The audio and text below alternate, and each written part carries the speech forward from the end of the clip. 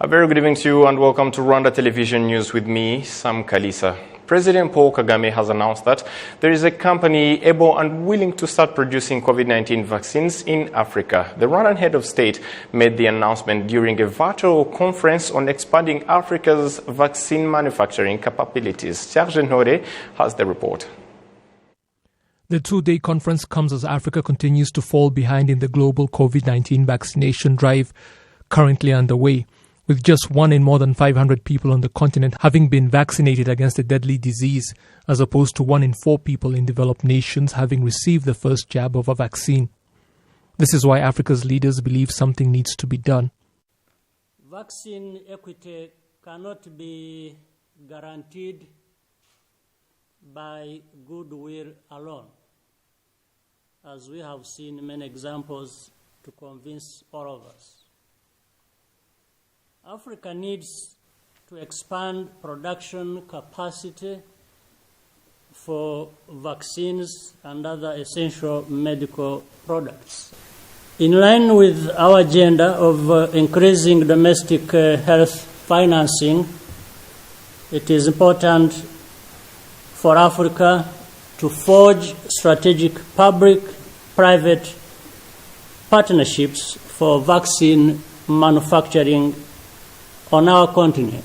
In line with this, Rwanda's president has taken action to make it happen. In the past few weeks and maybe months, I had the opportunity to initiate contacts with different manufacturers of vaccines, specifically focusing on the messenger RNA technique used, say, by Moderna and Pfizer. And we have been involved in the discussions, and I have briefed a few colleagues on our continent, but we want to take this forward by discussing it with others, where there is a company that is capable of this technique, just as Moderna and Pfizer have been doing, that is ready and willing, and we have been having these discussions. I will brief those responsible very soon. Sorry that I had not done that before we had this discussion. But the whole idea is now how we can also have this type of capability on our continent, which really complements other ways, like the adenovirus method, vaccines used by Johnson & Johnson, AstraZeneca, and also South Africa. In Aspen, they have that capability. The Rwandan head of state also gave assurances that his country would continue to play its part when it comes to promoting health on the African continent, and urged other countries to speed up the creation of the Africa Medicines Agency. This virtual conference on expanding Africa's vaccine manufacturing capabilities was organized by the Africa Centers for Disease Control and Prevention and is chaired by President Felix Tshisekedi of the DRC, the current chairman of the African Union. It features different other dignitaries that include the presidents of South Africa and Senegal, the Director General of the World Health Organization, the chairperson of the African Union Commission, and others. Now, on Monday, Rwanda and Germany signed an agreement on technical assistance and cooperation worth 78 million euros, about 90 billion Rwandan francs, with the aim of supporting decentralization programs, good governance, the promotion of exports, and the development of technical and vocational schools, commonly known as TVET. On the Rwandan side, the agreement was signed by the Minister of Finance and Economic Planning, Dr. Uziel Ndagijimana, while on the German side, the agreement was signed by its ambassador to Rwanda, Dr. Thomas Kurz. The agreement signed by both countries is the result of a dialogue between Rwanda and Germany last year. The first part of a 59 million euros grant will be provided through the Germany Development Bank KfW and will support various activities including technical and vocational training, the development of small and medium-sized enterprises that exports goods through the Development Bank of Rwanda BRD, investment promotion and ICT assistance. The remaining 19 million euros rather will be channeled through GIZ and will support decentralization and good governance and prevention of gender-based violence. The Minister of Finance and Economic Planning, Dr. Uziel Ndagijimana, thanked Germany for its support to Rwanda in these difficult times of the COVID-19 pandemic, saying it will help the country achieve its goals, its development goals rather. It is a grant. Germany is among countries that we share very strong relations, considering the amount of their grant and the sectors to be supported. Projects supported by Germany in Rwanda are about 400 million euros. This is a big support from one country that can even be compared to the support from multinational organizations. They also focus on important sectors like education, technical and vocational training, in which they are more advanced in, promoting the private sector, promoting local authorities, which are the engine of development in governance and citizen welfare, plus helping government institutions in charge of investment and development. It is a big grant that has a big role in the NST1. The Germany ambassador to Rwanda, Dr. Thomas Kuhls, said the agreement his country had signed with Rwanda strengthened the long-term relationship between the two countries. He said his country is committed to helping Rwanda in the process of economic recovery and implementation of NST1 development plan to achieve the Sustainable Development Goals, SDGs.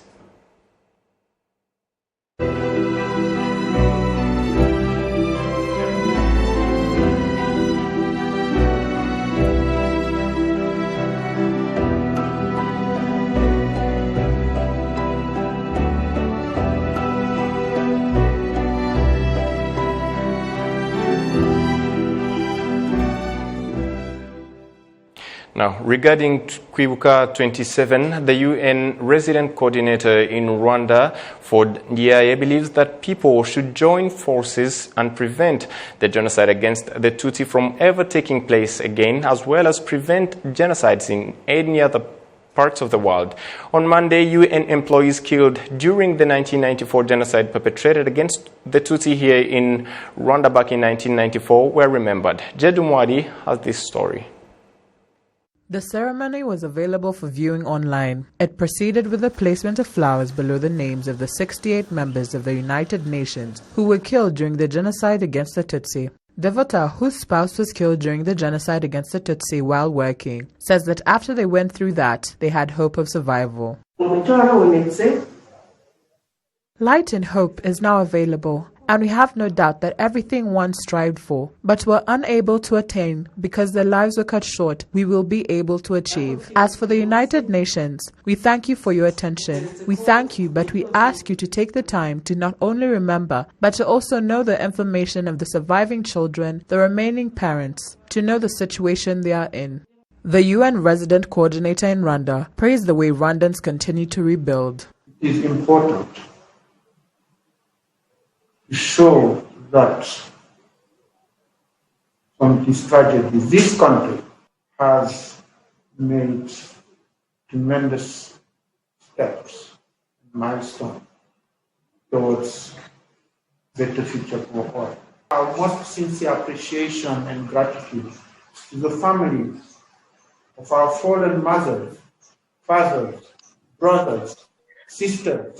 Despite this, the spirit of Rwandans remains undebatable. The people of Rwanda continue. Thank you, Rwanda and its people, for committing to unity and reconciliation. In a keynote address on the role of the international community in the genocide against the Tutsi, a researcher and staff member at the National Commission for the Fight Against Genocide described how after 1945, the United Nations had declared that there would be no more genocide. But 49 years later, in Rwanda, there was a genocide against the Tutsi, as the international community watched. He also stressed that the United Nations has the responsibility to prevent genocides and other massacres around the world. Umngari Jade, RTV News. Thank you, Jed, for that report. Now, 23 bodies of people that were killed in the 1994 genocide against the Tutsi have been laid to rest at the Nguzuzu Genocide Memorial Site in Gasabo District, and a commemoration ceremony was also held in Nyarugenge District in former Butamwa commune. District officials have asked people to provide information about the whereabouts of the bodies of the 1994 genocide against the Tutsi victims so that they may be given a decent burial. Ghislaine Mugwaneza has more. Among the 23 bodies that have been buried at the Nguzuzu Genocide Memorial Sites, while respecting the measures in place to fight COVID-19, some of them were found in Gishaka Parish, in Musave and Garacels. Nguzuzu genocide survivors say that they experienced the most horrific event in their lives, but have also appreciated that their relatives' bodies have been laid to rest. 13 members were killed in my family.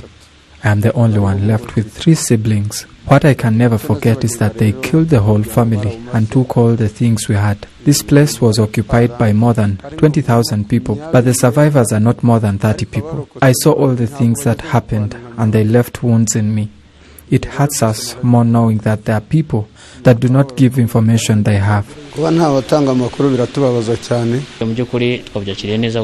have really appreciated this because it's been a long time looking for our loved ones and we could not see them. We saw them on the 6th time, but moving them from those places where they were being ruined in various ways and lay them to rest where we can see and visit them. It has really pleased us. The Gasabo District Executive Administrator Umngari Pauline has criticized those that hide information about the bodies that are not yet found. She has urged Rwandans to give all the information they have to make it easier for the government as well as families that lost their people. At this point, we must rebuke the people of this area who really knew that there are people who were buried in the Gishaka Parish. Instead of giving information, they kept quiet until the time bodies were found when they started building schools. We are asking Rwandans, especially Gasabo District residents, to give information about everywhere. They know we can find the bodies of those who were killed in 1994 genocide against the Tutsi. 12th April is an important date in Nguzuzu cell because of the fact that Interahamwe militia came and killed all the Tutsi people that fled to that place thinking that they are going to survive. The commemoration ceremony was also held in Nyarugenge district in former Butamwa commune that is currently called Majerajere. It is said that this date keeps history for this place where Tutsi people got killed and thrown in Nyabarongo River. The head of Ibuka in Majerajere sector, Jean Bosco Murangwa, has said that there are genocide perpetrators that are still walking freely, yet they should be brought to justice. The convicts should be brought to Rwanda starting from Teresa Dusave, mother to Victoire Ingabire, because she was among the perpetrators. She especially killed women that were giving birth by then and commanded her allies to kill others. She is now living in Netherlands. What we wish is to have her here and the rest of genocide perpetrators to be sentenced and be brought to justice. Nyarugenge District Executive Administrator Eminga Wonziza has asked other countries to cooperate with Rwanda in bringing those perpetrators to court. As for areas that had leaders that supported genocide, they were convicted. That is why we ask the international community to work together with Rwanda to ensure that all those genocide perpetrators get caught and be punished so that Rwandans get the justice they deserve. Another thing is to encourage every Rwandan to reject every genocide denier or anyone that tries to take them back to the divisionism. 1,726 bodies are now laid at the Ngonzozo Memorial Site, while more than 1,200 bodies have been laid to rest at the Majarajere Genocide Memorial Site. Ghislaine Mugwaneza, reporting for RTV. Promoting non-discriminatory relations between the families of genocide survivors and genocide perpetrators is one of the things that continues to strengthen unity and reconciliation among Rwandans in the aftermath of the 1994 genocide perpetrated against the Tutsi. Martina Abera has the detailed report. Niyomwungeri Stanislas is a 31-year-old man married to 29-year-old Muraire Jacinta. They have been married for nearly 9 years. They live in Rukoma sector of Kamonyi district. Niyomwungeri says it was not easy for them to fall in love because his father was among the people who killed some of Jacinta's family members. There was no conflict between us, but our parents had conflicts. We had created a new world for ourselves. We surely created it until now. Love comes abruptly. We loved each other from the time we were young. After Muraire Jacinta's family realized that she is talking to a young man whose father betrayed the family, she was beaten, insulted and tortured. Only love made Muraire get married to that man without her family's consent. After getting married to him, my family completely rejected me. They hated me enough to the extent that I used to meet my own father, and when I greeted him, he would spit on me. Muraire Jacinta's father is Ruchiriza Valens. He confesses that after his daughter married into a family that betrayed him, he immediately cut his daughter off from the family. After she got married into that family, she couldn't step a foot here anymore. She was completely cut off. I did that myself. My wife felt different, but I never wanted her. There is even a time we wanted to bring her back. It is as if she wasn't my daughter anymore. Families continued to live without talking to each other. Vihizi Silas, who was involved in the death of Ruchiriza Valens' elder brother, was convicted of genocide crimes and sentenced by the courts. He later pleaded guilty and apologized. He is among those released on the presidential pardon. Upon reaching out, he explains how he met those he betrayed. I came back and apologized. We started talking to each other again slowly by slowly. He later slowed his anger down, and we could meet somewhere and share a drink.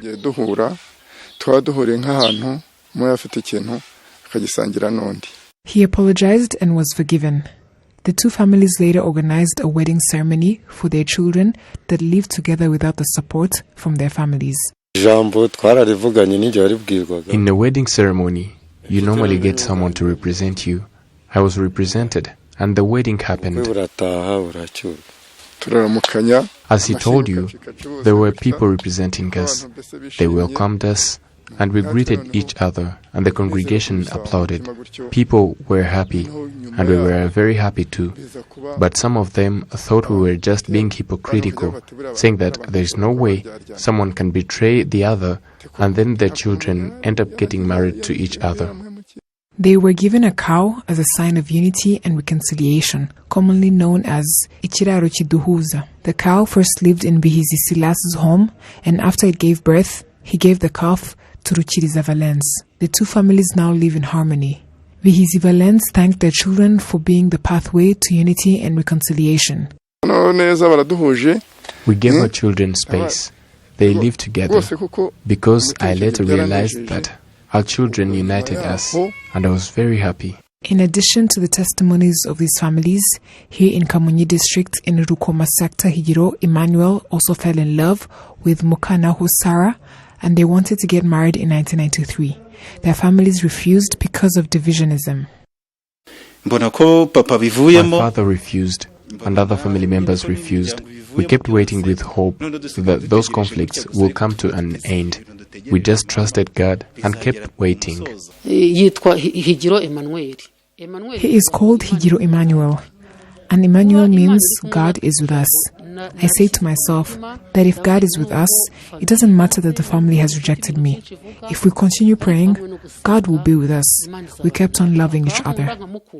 After the genocide against the Tutsi, they got married, forestalled their love, and allowed good to defeat evil. Weddings could happen in our families, but they couldn't invite us. Even if they couldn't invite us, we went ahead and sent our contributions. Slowly by slowly, they realized that they can approach us. Sevota, which operates in Kamonyi and Ngororero districts, in the process of healing the wounds of the genocide against the Tutsi, has already reached 200 couples from families that had grudges during the genocide against the Tutsi. Muka Sarasi Godelive is the coordinator of the organization. In a clear national program, people must reconcile, return to the values we have always had, and return to the Rwandan culture of solidarity and helping each other. Those who were part of the program live very well together. What we do is to remind them, to rebuke them, to teach them. Promoting love between families and non-discriminatory relations is one of the things that continues to strengthen unity and reconciliation among Rwandans after the 1994 genocide against the Tutsi. Moving ahead, a lack of Rwandan cultural values in the country's professional sports league is what led to some players becoming genocide perpetrators in 1994, which is why such values are now promoted in all countries' sports today.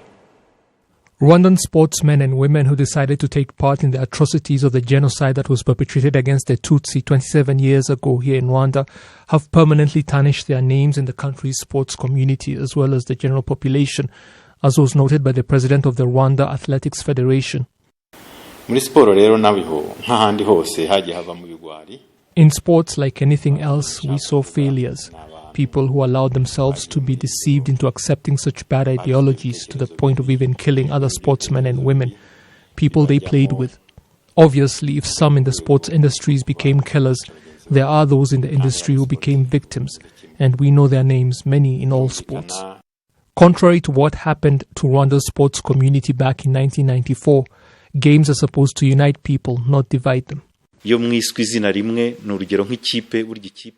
Adopting a team name with meanings ranging from victory to peace, unity and togetherness. All of that is supposed to bring people together so that they can help each other make progress and attain objectives, even those that were once in isolation. Today, players in Rwanda's National Football League understand the importance of promoting the true values of sports. It's a good thing because as sports players we give joy to the people, especially when we win, and when we lose, the fans are not happy as well. But the most important thing is the fact that be it you are from as long as we are together, we have this black skin, there's supposed to be unity. SC Kiyovu Sport, the team Samson plays for, held commemoration activities to mark 27 years since the genocide perpetrated against the Tutsi. By holding commemoration activities, we use sports, which is very popular, to relay a message to all people, especially future generations, that a true sportsman and woman should not get involved and commit such atrocities. If anything, they should behave in a professional manner and engage in their respective sporting activities with the aim of self-development. Government officials have stressed that proper sporting values must be promoted moving forward. Those qualities you are known for are the ones we want to be promoted today as we hold the 27th commemoration of the genocide that was perpetrated against the Tutsi. Unity and mutual respect. Those are the qualities we want the youth today to emulate without forgetting what happened in the past and building upon that past so that what happened never happens again. Sporting activities have also been noted to be a powerful tool for unity and reconciliation in Rwanda because they bring together people from all walks of life. Artisans working on traditional Rwandan art say they're ready to present Rwandan art at the Commonwealth Heads of Government meeting Chogam in June. Jed Umwari reports. The conference will be attended by some of the artisans of traditional culture in Rwanda. This includes artisans and traders in pottery, handcrafts, and more. They are well prepared for the conference despite the challenges they have faced as a result of the COVID-19 pandemic. CHOGM is a meeting we've been preparing for a while, despite the challenges COVID has brought. It's been hard, but we're ready. I think in the background, you see the existing tables, and in the repositories, there are more. We're still working, ready in every way. As soon as we heard that this meeting was going to take place in Rwanda, we immediately felt that it was an opportunity to show our country. We're to reflect the image of Rwanda through the traditional culture, as well as opportunities for development. We are very happy to welcome foreigners. When we heard that, we immediately started innovating as artisans so that when they came, they would find that we had a lot of new art. For example, when one approaches me to mention, "Look, this is iron," and they see how I thought of shining beads, it will surprise them. They continue to state that they expect to yield tangible results. They will have the opportunity to showcase great art and Rwandan imagery to foreign officials. Their art is usually based on a message they would like to convey, which grants them the opportunity to explain Rwandan culture. We are hopeful that we will have customers. Foreigners usually come in hopes that they will see Rwandan art as well as Rwanda, and for that reason, we hope they will purchase things and take to their homes. Each art craft has its own uniqueness and meaning. This image you see I have is small, but has a very strong meaning. Today we are commemorating the 1994 genocide against the Tutsi. So this is a picture of courage. It is a jewel that shows courage. So there are people who have different courage. There are those who hit people. There are those who serve them. So this is an ornament that shows the courage. So our country has made great strides in terms of equality, whether it is equality in families, work, public institutions, in the Rwandan community in general. That's why you may see the 11 spear warriors there. It shows equality. There are also the colors of Rwandans. It is black and white. That is the color of Rwandans. We believe that evil and good always change forever. It is not even there. Today, we're in a land of peace, where you may see an army with 2 spears. It is a sign that our country is protected. Security is there. It is always ready, but now it is in a time of peace, which is why the spears are bent. The representative of the Rwanda Arts Union emphasizes that this conference is a great opportunity for them as traders. He appreciates that the Rwandan government values their profession as one of the boosters of the country's economy, as it has led to plenty of Rwandans choosing it as a career. We're thankful that the government of Rwanda values our profession and sees it a way to boost the country's economy. So, my friends, I remind you that we have to keep loving our things because we don't all contribute the same. Everyone that knows their gift should see how to take care of it and show it, because the opportunities are getting bigger and bigger. The opportunities do not look for you. You have to look for them. So far, the artisans say they have increased to 40,000 people across the country, but that they have continued to expand. Umngari Jade, RTV News.